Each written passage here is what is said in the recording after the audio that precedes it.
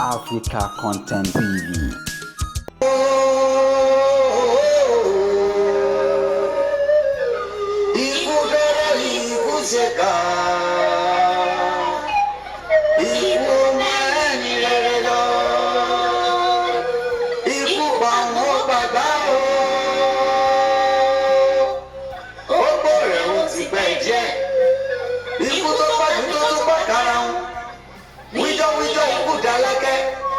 Ọmọ tọ́lá ní Sisi Quadri, èébú jọ̀wọ́, ó tún dọ̀là.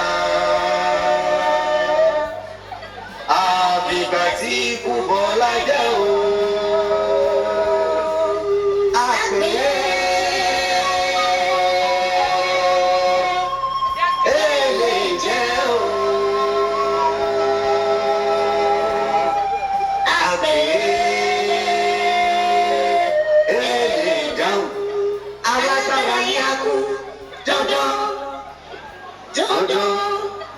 Dandan lẹ máa kú, dandan.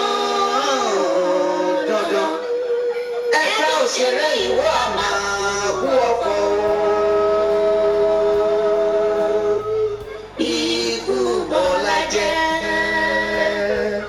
Sisi Quadri lọ. Ó ti dìgbà.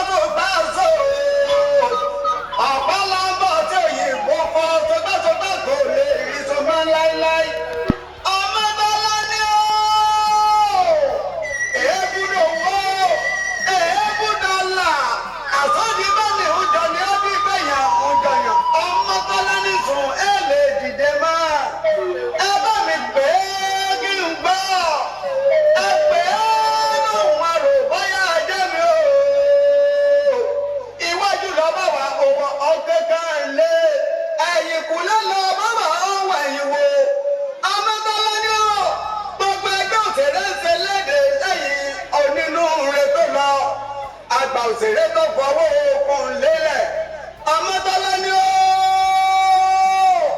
àti ọ̀sẹ́ni tí ò ní kú ọ̀sẹ́ni tó kọ bàbá rẹ̀ ò ní dìgbòrò Ọmọ́tọ́lá ni lọ sọ̀rọ̀sọ̀rọ̀ lọ òṣèré orí ìtàgé lọ ògbó kẹjá ọ̀pẹ́jà ọ̀rùndọ̀ pa ó òṣèré ṣe léde lẹ́yìn ẹni rẹ̀.